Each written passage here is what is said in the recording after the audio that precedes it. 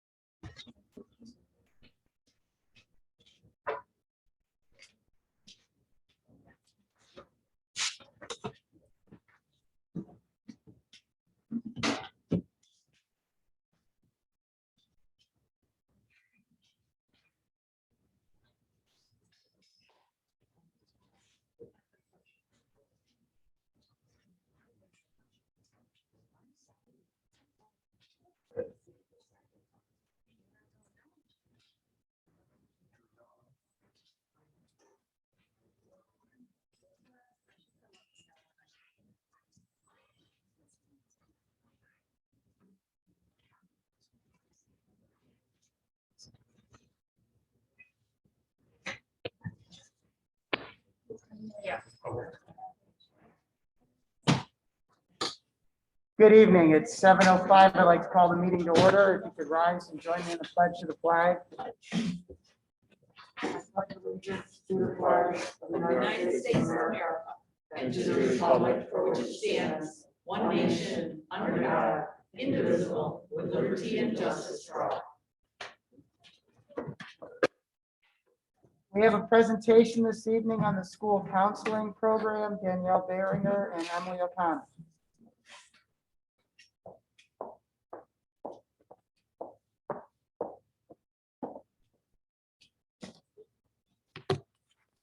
Hello, I'm Emily O'Connor. I'm the school psychologist in the elementary school.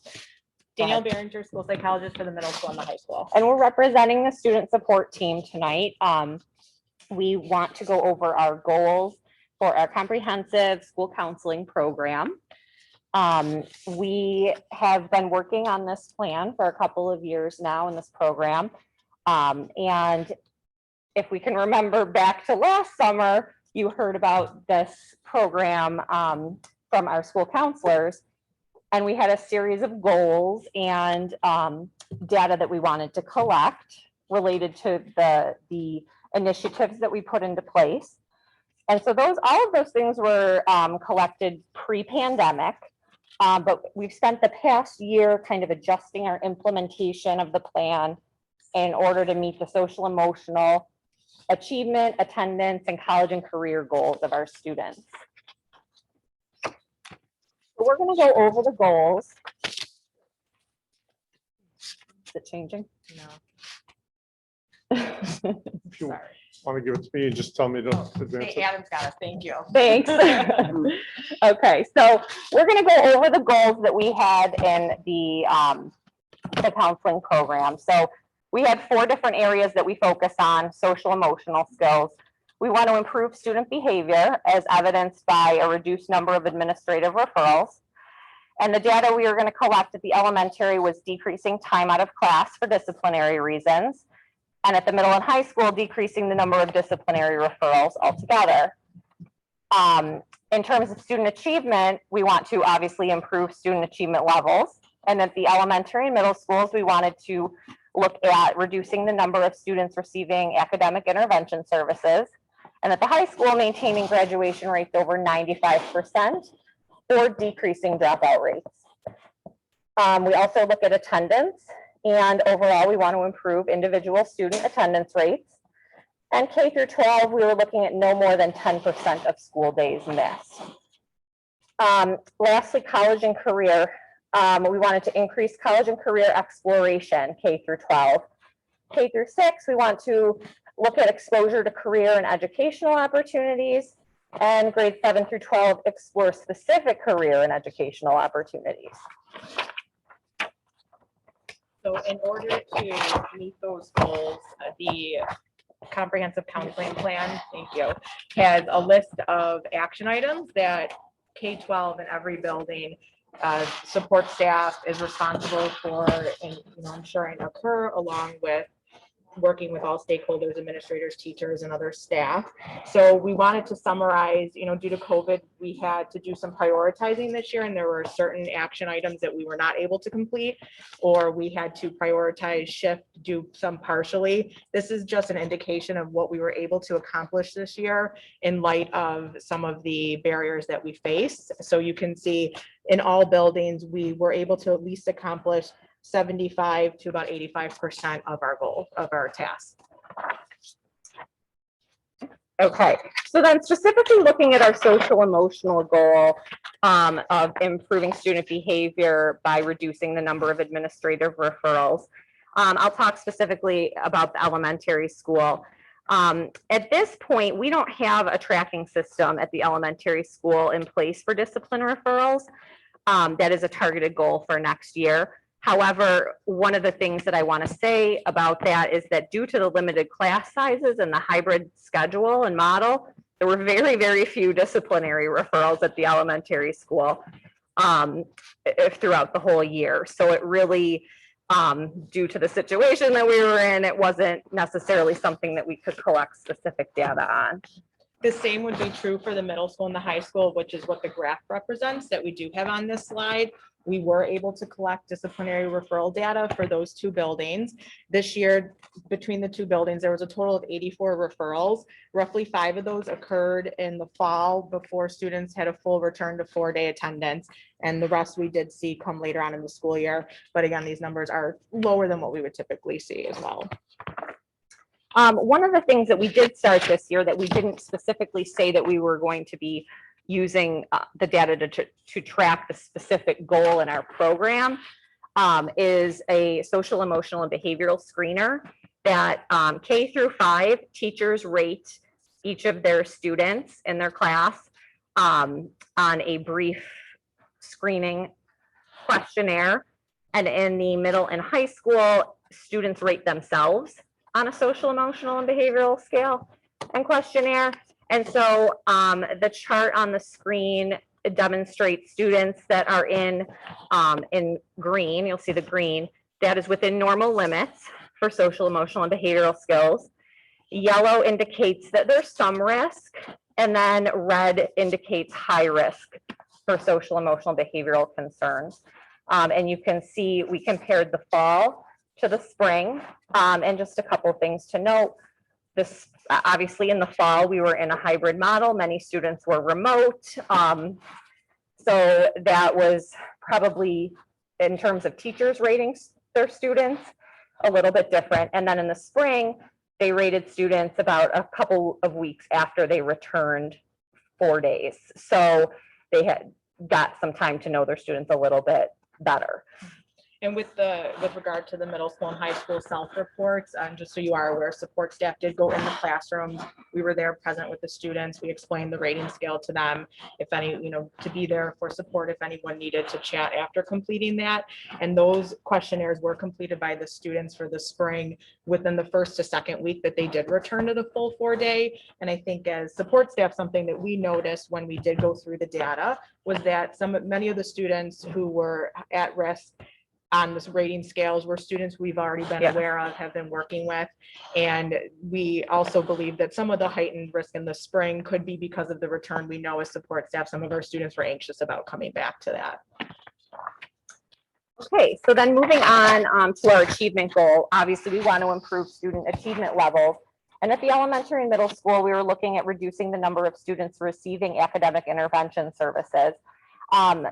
Just to know, at the elementary school, we weren't able to collect this data due to the hybrid schedule, and there was a reallocation of our academic intervention service teachers, and they were acting as remote teachers, so we didn't have formal pull-out academic intervention services at the elementary school as we normally would, where we would track that information.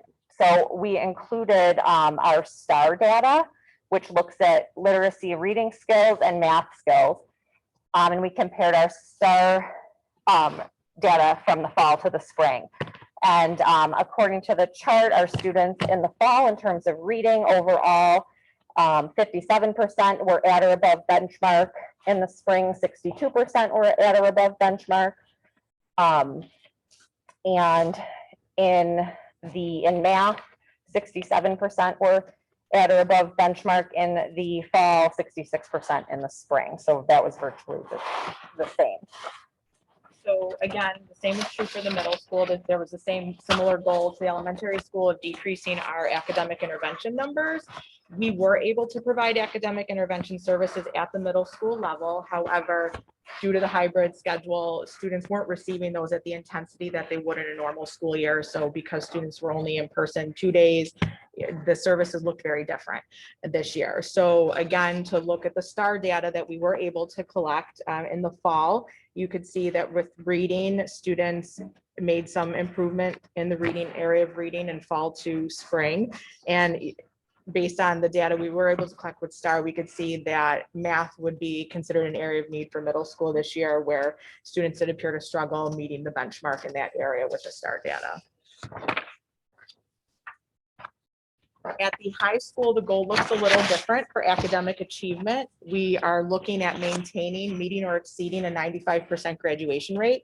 This graph represents an estimated 5 students. At the time that this data was collected, we were anticipating 5 students not completing, which still brought us to our goal of meeting the 95% graduation rate. I do believe that as of today, we only have 3 students who will not be finishing this month. So we still continue to meet the goal. Okay, then our next goal was related to attendance, and we want to improve individual student attendance rates. In K through 12, our goal was no more than 10% of school days absent, and this was considered our threshold. State ed identifies 10% as acceptable.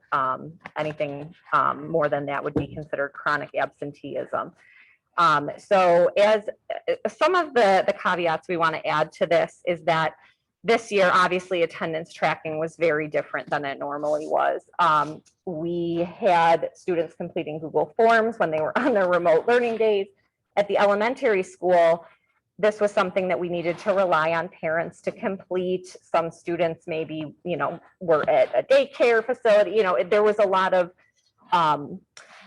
barriers to completing that form at times. So sometimes students were present for their remote learning, but didn't fill out the form.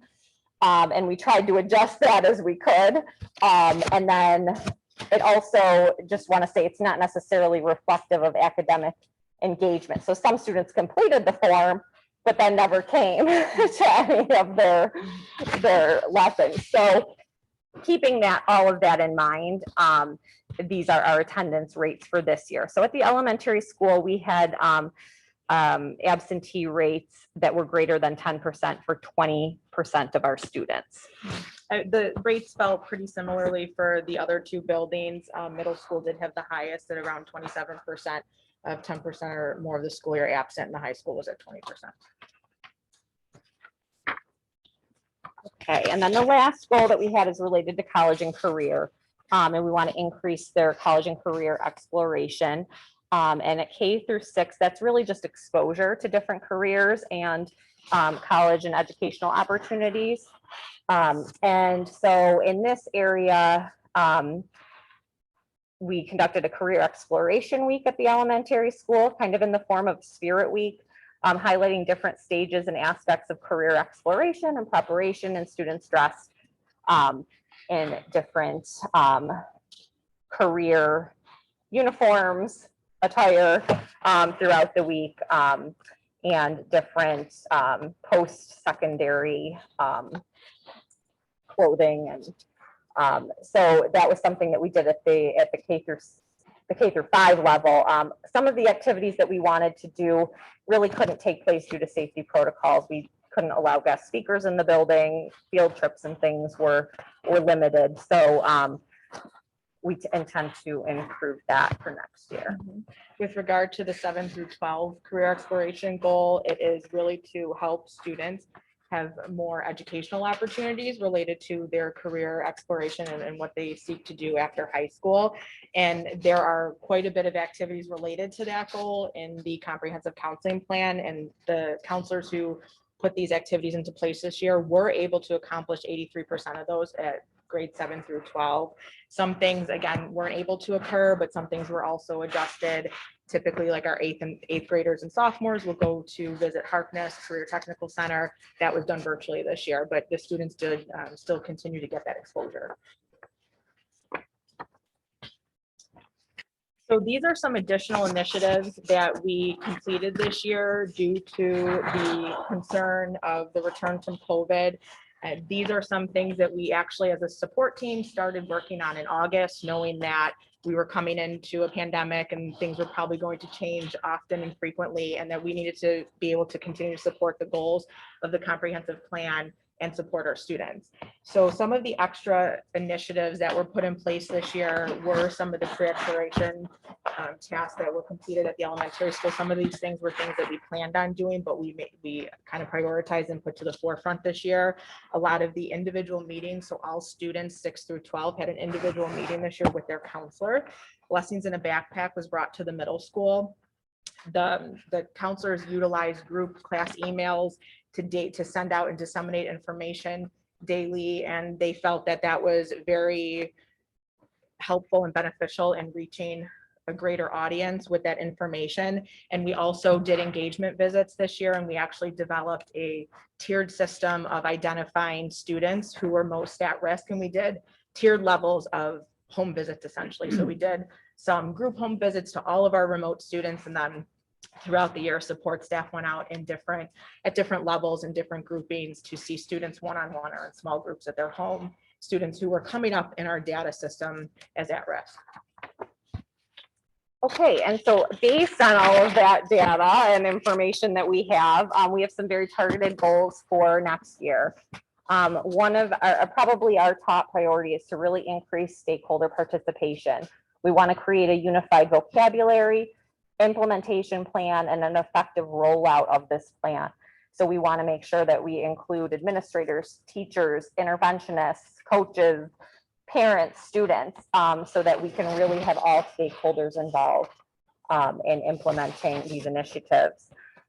We also are planning on developing and utilizing a data dashboard to inform academic and behavioral programming in an MTSS model. I don't know if you remember back to last summer, but the counselors probably talked a lot about MTSS, or a multi-tiered system of supports, and that is where we look at students as a whole, we look at some targeted students, and we look at individual students.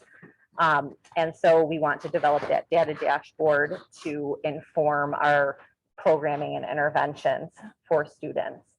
We also want to expand our instructional support teams at the middle school and high school.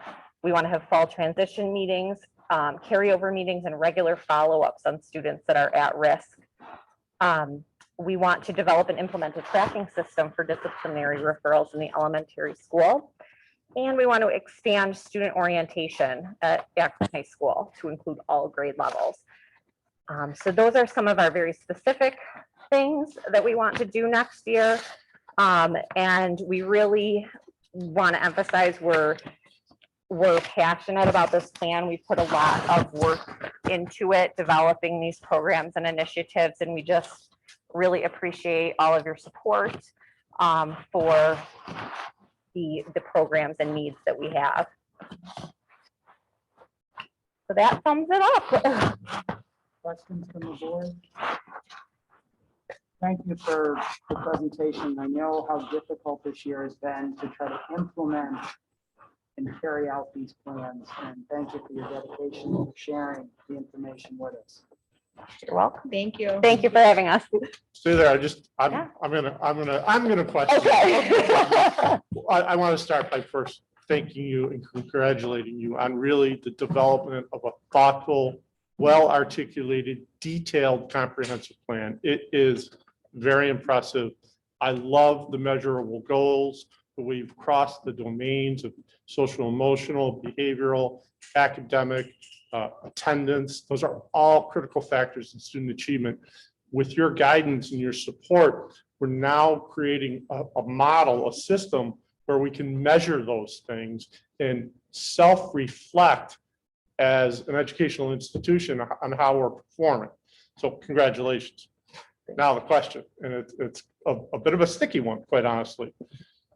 I really like, and it makes complete sense to me in a normal world, that we're going to measure student achievement, and one of the barometers for that is how many kids need extra support, how many kids need AIS support. And if that number goes down, it says we're doing well. in a normal world. However, we've had this interrupted learning world, and the district, thanks to federal funding and our own initiative, is actually looking at expanding AIS. So almost running counter Yes. to your measurable goal. So we actually want more kids getting that support to close the gap over the next couple of years. So have you thought about what you might do in terms of measuring student achievement if that AIS referral formula is? Yes, absolutely. And the that's same? something we've just talked about recently, looking at that goal, realizing that the opposite is probably going to be occurring as we move Right. For good forward, which reason. we expect. And we knew that would occur. I think for us, we want to we talked about that MTSS model and that moves kids between different tiers. So interventions that all students get, interventions that some students get, and interventions that very few and individual students get related to academic achievement. And I think looking at the goal in relation to that and how students are moving, are they improving? Yeah. Rather than looking at, are they completely out of academic intervention services altogether? But are they moving from a highly specialized type of intervention to a less restrictive type of intervention, to an intervention that's occurring with many students or the whole class? And realizing that we are going to have a much greater number of students in need in the fall, I think we've spoken significantly at length about improving the tier 1 interventions that we have so that more students can access a variety of interventions. And really maybe next year is your baseline. Yes, and we should say that we too. went This round and baseline round is about how to interpret the data to present to you today. We really did spend a significant amount of time. 2021 will always be a year with an asterisk. Exactly. We couldn't compare June 2020 to June 2021 because it would be comparing like apples to cows. It just wouldn't Yeah. work. So Yeah. we decided to compare fall to spring. We thought that made the most sense. And then because next it was year will consistent. probably be again, probably comparing next fall to next spring rather than this year to next year. So definitely those are considerations and things that we're trying to work through and plan for. Thank you so much for sharing with the board and with us tonight. I mean, the work is evident, so we really appreciate what you're doing. Thank you. Thank you. We appreciate it. Thank you. Item 3 on our agenda is hearing of individuals and delegations on agenda items. The public comment session is for comment, not for question and answer. It is for community members to share their concerns or thoughts with the board. When speaking, please be sure to approach the podium, state your name and address for the record, and if you are representing an organization, we ask that you identify that organization. We ask that you maintain a respectful demeanor and tone with your comments. Please direct all comments to the board members and not other members in the audience. We are allowing each individual in attendance to speak once and ask that you limit your comments to 3 minutes out of respect for others in attendance this evening. We also ask that you do not identify individual staff members or students by name for critical comment. Please direct these matters to the superintendent outside of this meeting during school business hours. In the interest of civility and respect of different points of view, please do not applaud or boo speakers. The board will listen to all public comment, but it should not be expected that the board will respond. The superintendent may respond, or we will request individuals to submit questions in writing so that we can get back to you at a later time. I do have 5 individuals who have filled out cards. We'll start with those individuals. The first person is Lisa Giolella from Wilkesville Road, Akron. We'd like to discuss the search process for the new high school principal. You take this up. Thank you. You want me to state my name again for the record? Not really. I think we got it covered. You did good with it too after many years. So I'll be brief. While I was campaigning this year for the school board, I heard a lot of rumors about the sudden resignation of the newly appointed high school principal from the fall. I choose to treat these exactly as that, rumors.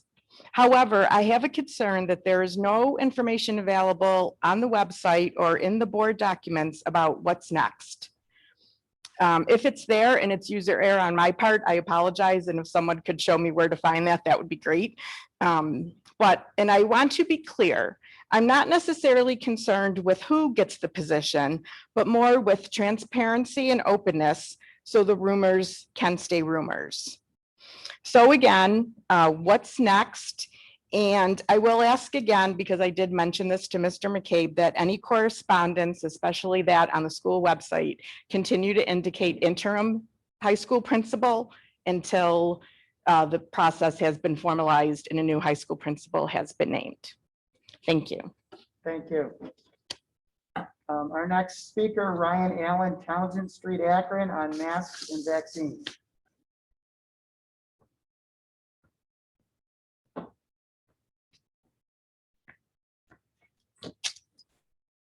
First, I want to thank Superintendent McCabe and the Board of Education President, Mr. Grant, for sending a letter to the governor's office about the masks.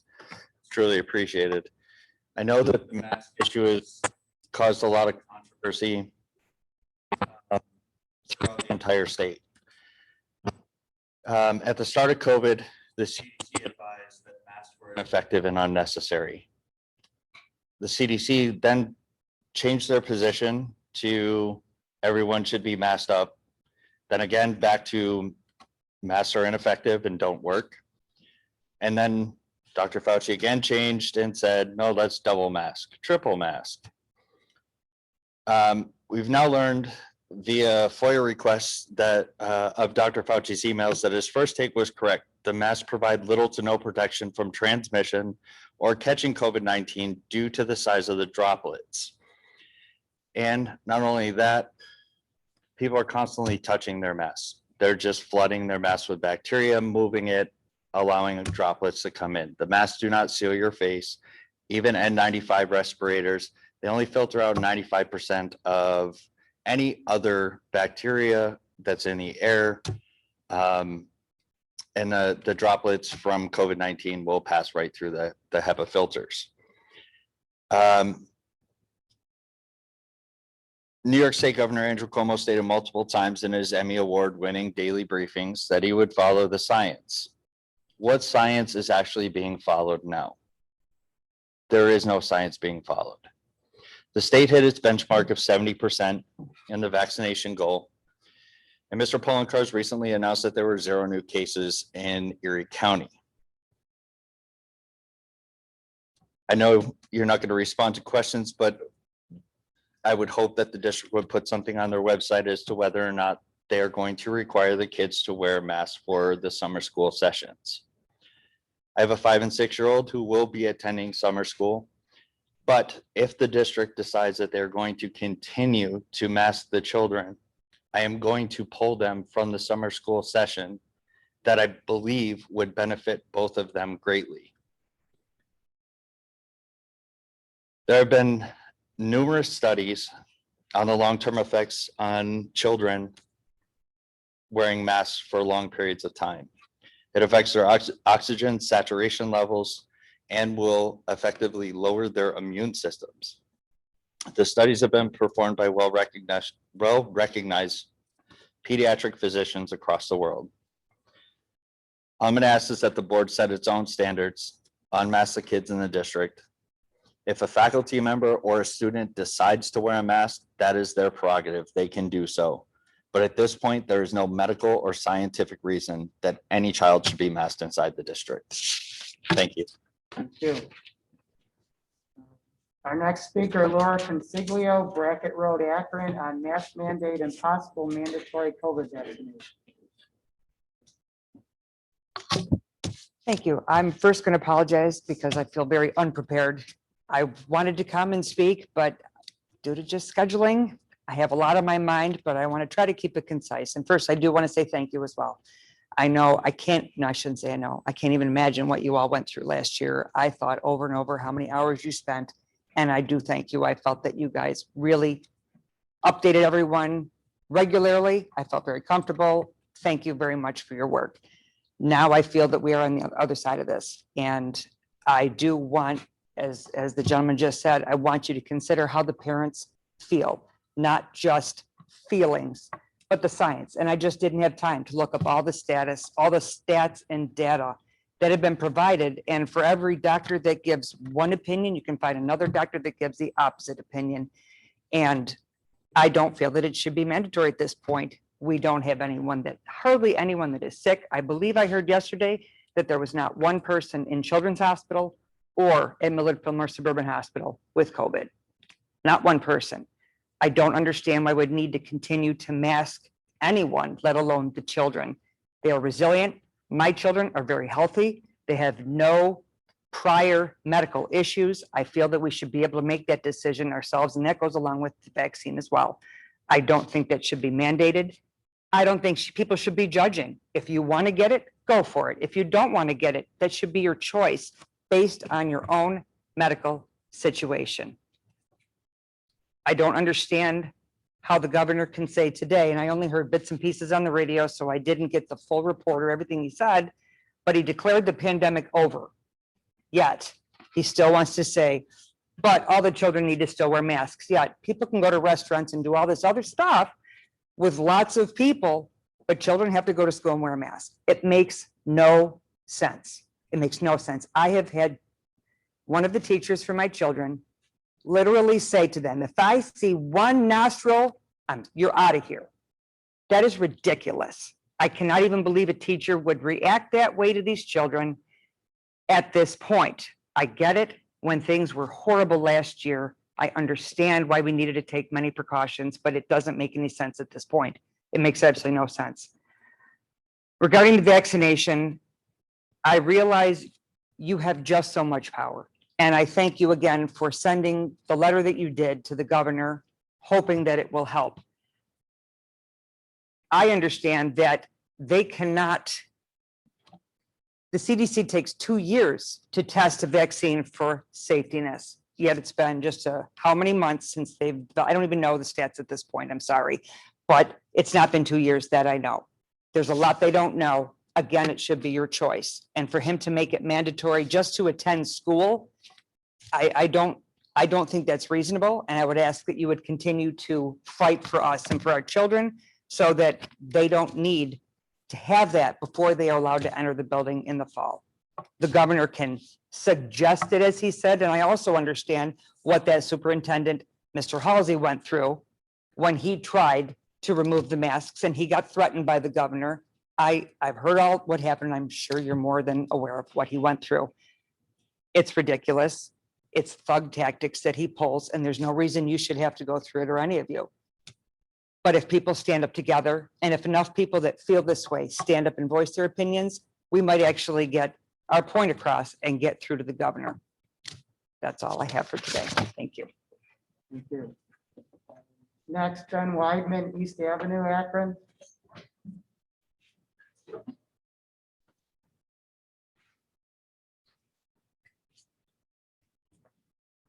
I also didn't come fully prepared. I'd also like to thank you for sending that letter.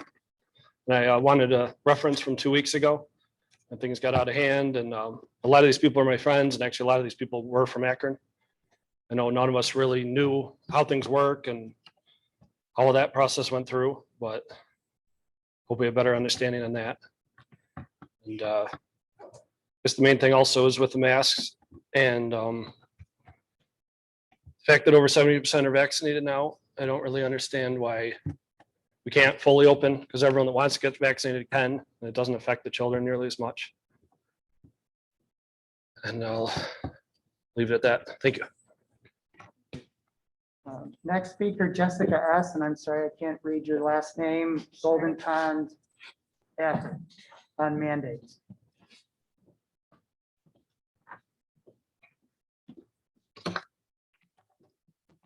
I do have some statistics for you. Jessica, could you state your last name? Oh, please? sorry, Sharp, Thank you. SHARP. Okay, I spoke at the last meeting. I made it all aware to all of you that I was new to the community. I'll have a conversation with you later about a particular comment that was posted publicly that I was offended by and disgusted with behavior from an employee, but I won't mention names. I'll follow the rules. Next point. The masks need to go. You all know the science. I don't need to blah, blah, blah that. You all know it, but I will give you these numbers. Depression, this is from the CDC, okay? Ages 5 to 11, the number of emergency visits due to depression and mental health went up 24% because of the mask mandates. That's just the emergency reports, okay? Think about the stuff that didn't go end up in the hospital. It's even higher. Ages 12 to 17, it went up 31%. The masks need to go. Not only does the science say they don't work and they don't do anything, but you are killing our kids' livelihood and mental health. Next is the vaccines, all right? I know that right now you're going to say, oh, Cuomo can't mandate them because it's not FDA approved. Well, Cuomo has made it very well known that he plans on mandating them for ages 12 and up in the fall and ages 6 and up in January. Okay, I've seen the briefings. That is absolutely ridiculous. It is an experimental drug and it violates every single one of the Nuremberg Code. Do any of you know what that is? I'm being said, like, it's a simple yes or no if you know what it is. I just would like to know, because if not, I'm going to read it to you. I'm thinking no, I'm going to read it to you.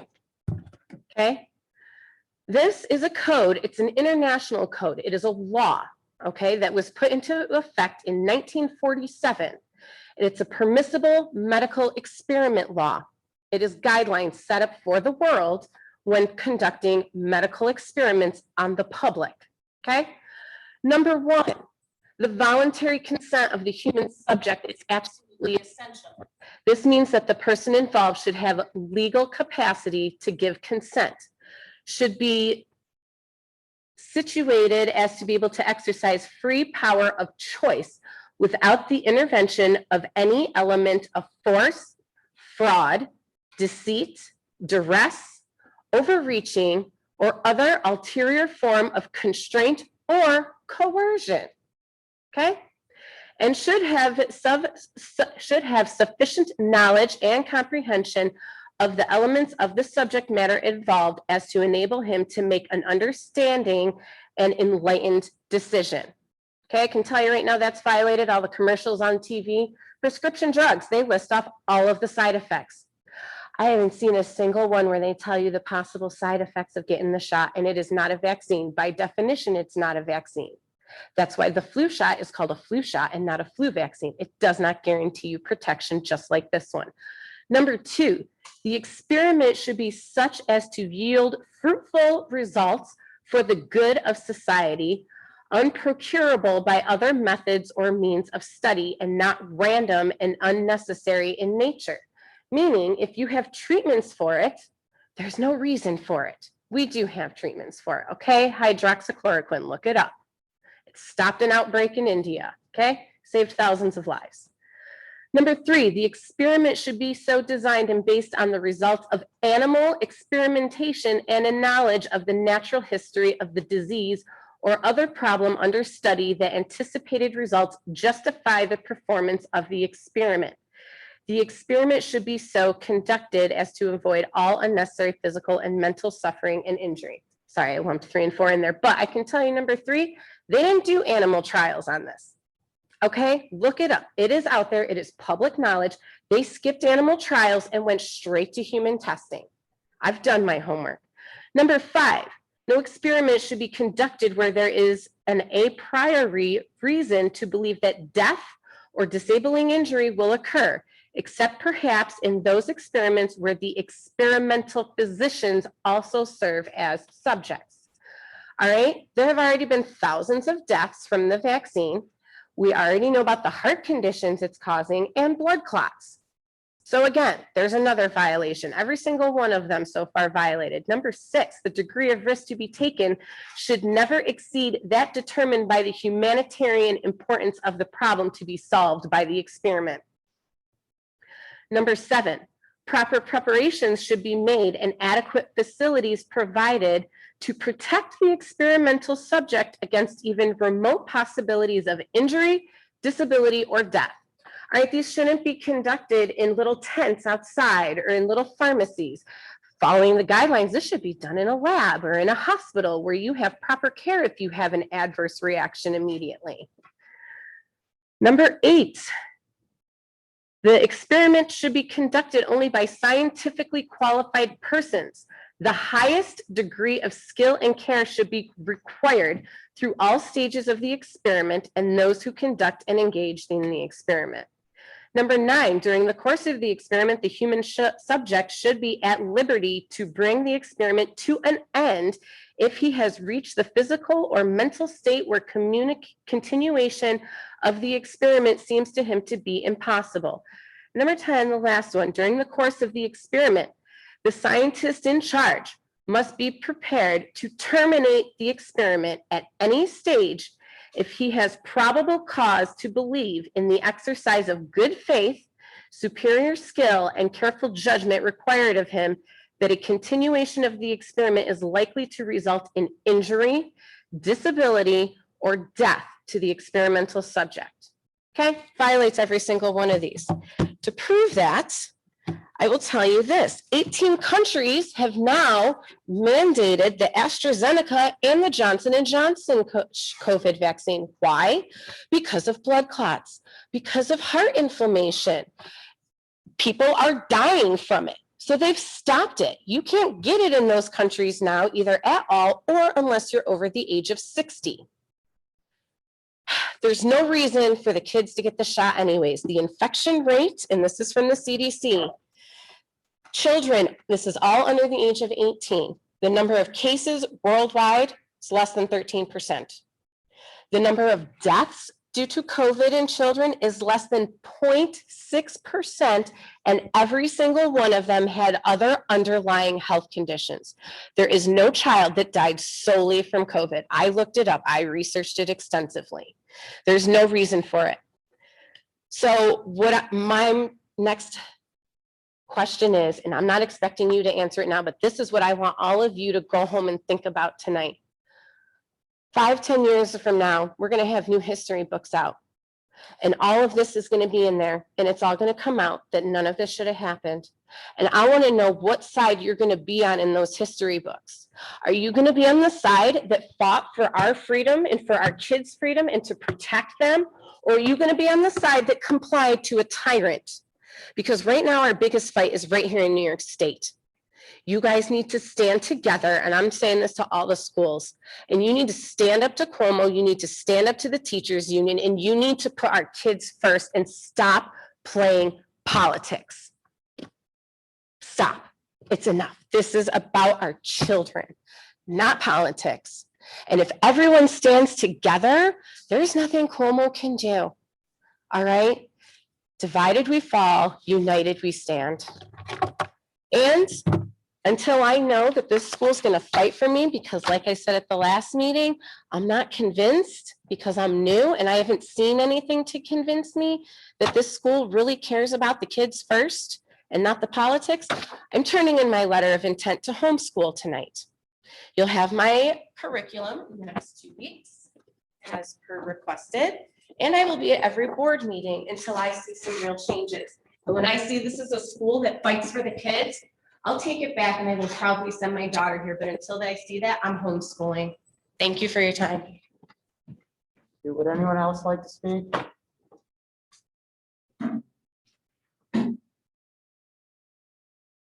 Mr. McCabe? For a comment? I'm good. All right, thank you everyone for speaking this evening. Item number 4 is our superintendent's report. So it has been certainly a long year, and it's our last school board meeting of this academic year, and it's really hard to believe that we've reached this point. And so I thought it was noteworthy just take a few moments to say, reflecting back on the school year, I'm truly in awe of how far we have come.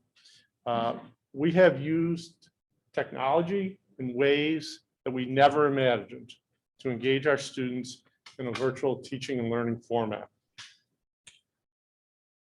We have strived to build new and deeper relationships with our students and parents, despite the barrier that was sometimes between us. We've hosted virtual school-wide events. We've solicited parent input through questionnaires and formats and surveys in ways that we haven't before. And I'd like to think that that will continue on. And in fact, I know it will.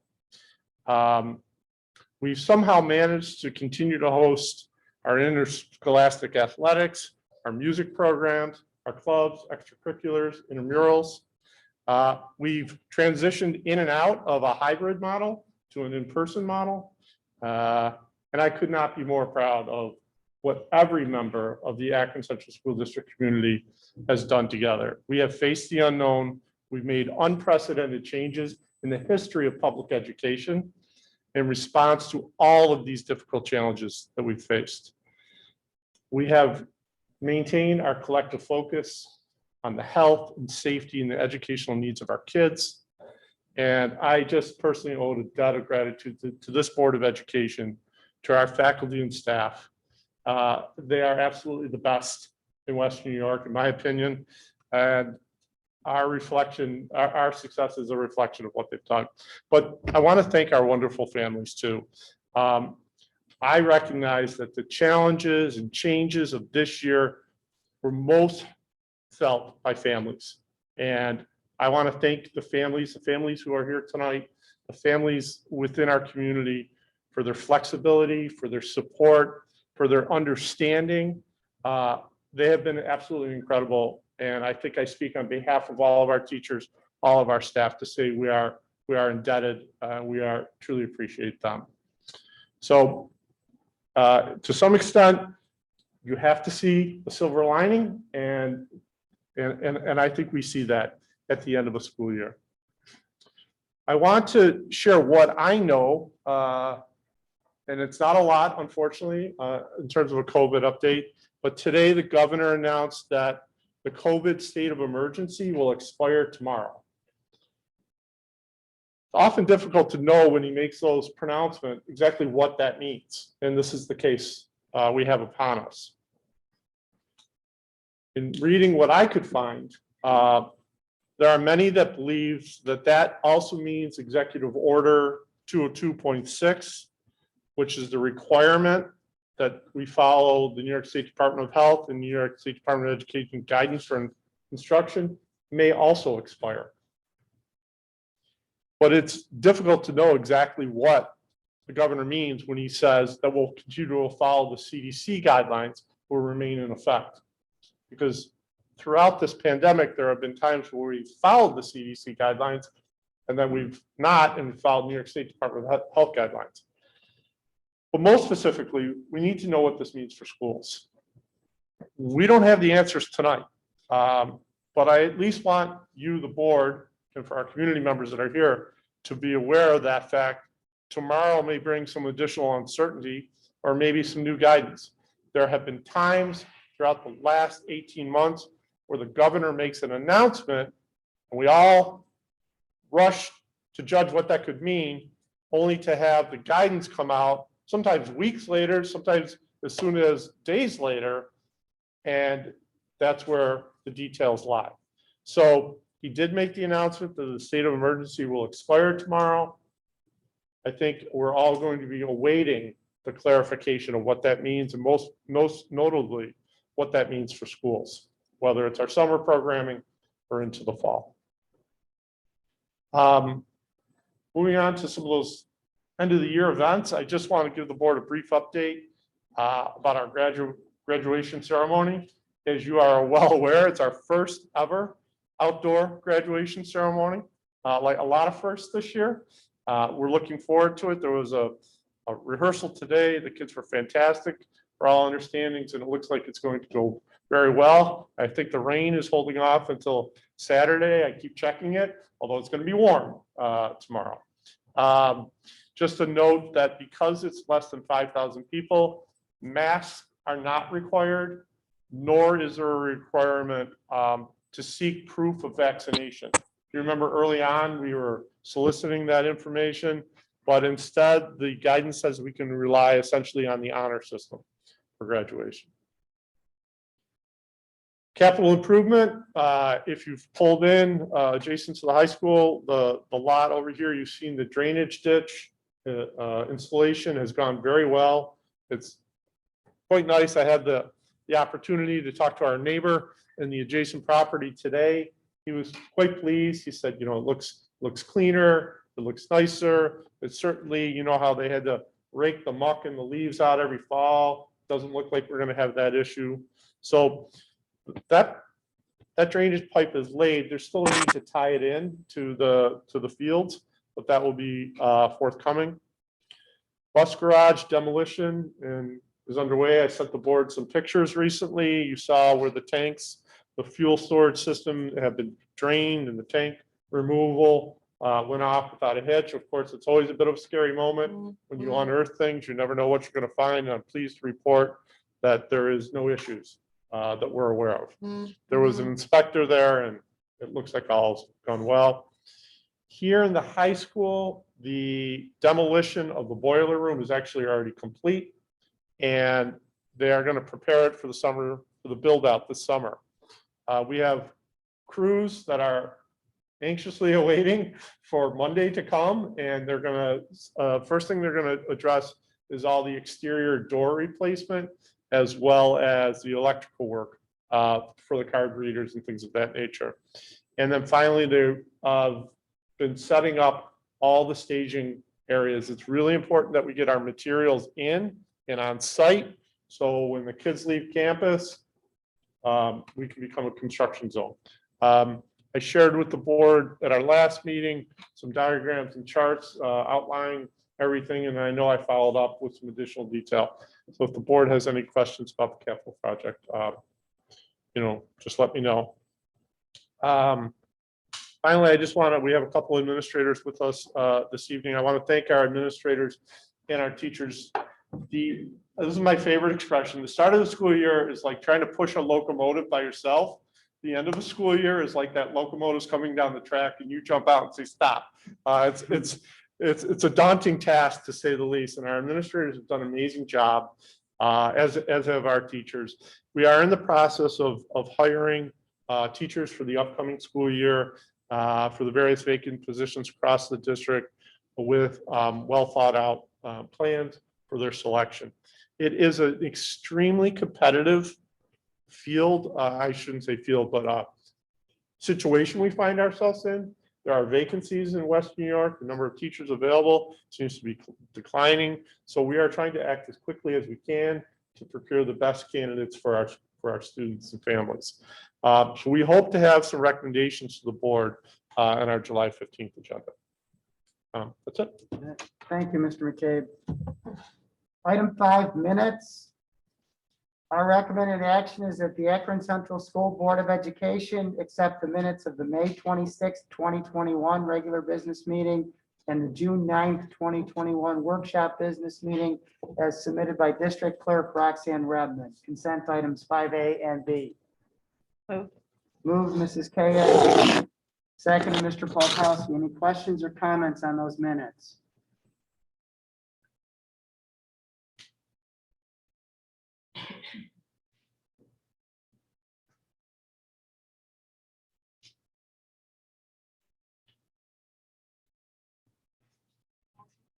Thank you. Item 6, personnel instructional. Our recommended action is that the Akron Central School Board of Education, upon the recommendation of Patrick D. McCabe, Superintendent of Schools, does hereby approve the following instructional items, consent items 6A to 6J. Move, Mrs. K.A. Second, Ms. Forstell. Any questions or comments on those items?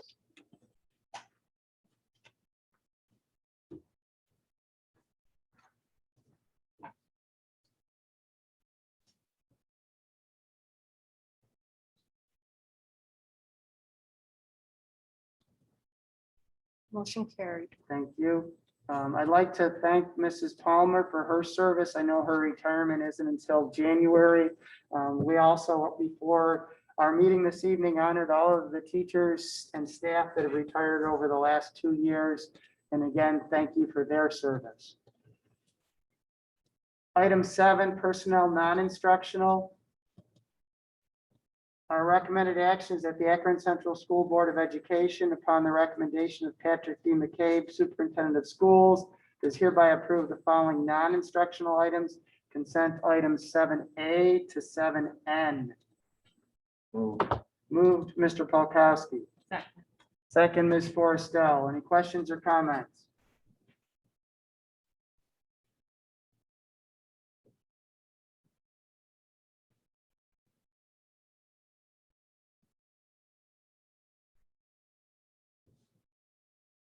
Motion carried.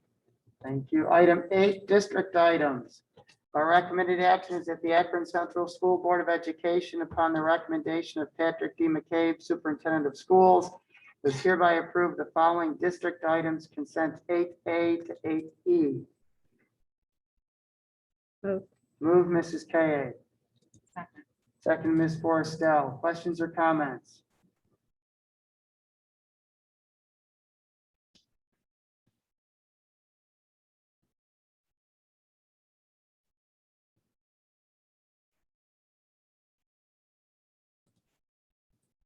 Motion carried. Thank you. Item 9, district item bond resolution.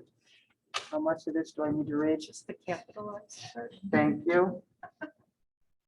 All right, a bond resolution dated June 23rd, 2021 of the Board of Education of the Akron Central School District, Erie, Genesee, and Niagara Counties, New York, the district authorizing A, the purchase of school buses and similar vehicles and related equipment for use in the transportation program of the district, including A, 3 66-passenger buses at an estimated maximum cost of $121,000 each, and B, 1 van type bus at an estimated maximum cost of $63,000, with such estimated maximum cost reflecting the value of any trade-ins. And B, the issuance of serial bonds of the district in the aggregate principal amount not to exceed $426,000 to finance such purchase, and delegating the power to issue bond anticipation notes in anticipation of the sale of such bonds to the president of the Board of Education of the district. Move. Move, Mrs. K. Second. Second, Mr. Polkowski. Questions or comments? These items were approved by district vote back in May as part of the school district, school budget vote.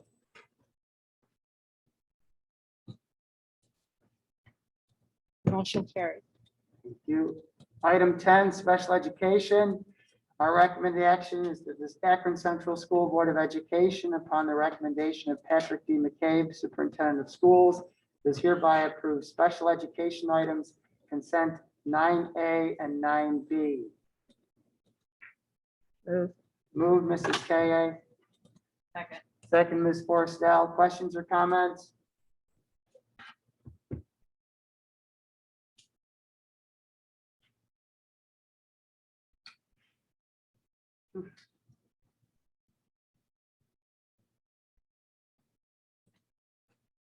Motion carried. Thank you. Item 11, school board correspondence. Tuesday, August 10th and Thursday, August 12th is the Western New York Law Conference. This is being held virtual. See Mrs. Redmond for registration.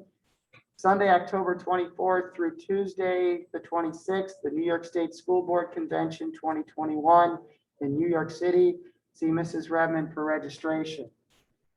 Upcoming dates: tomorrow night, Thursday, June 24th, is the junior senior prom at the Wurlitzer Events Center.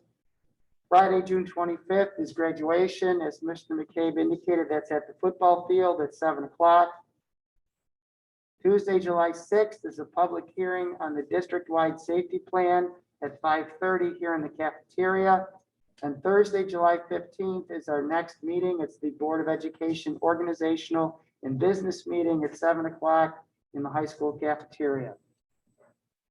Item 13, hearing of individuals and delegates on non-agenda items. Any input from the public?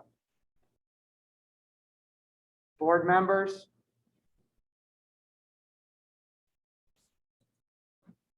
Item 14, executive session. We do have a need to go into executive session to discuss negotiations and the employment history of a particular person. Move, Ms. Forrestal. Second. Second, Mrs. K. Questions or comments?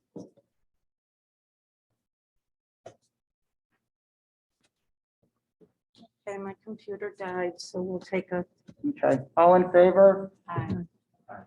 Opposed? We're in executive session at 8:03 this evening. We do not intend to conduct regular business when we come out of executive session. I wish to thank everyone for attending tonight and the members of the community for sharing their concerns.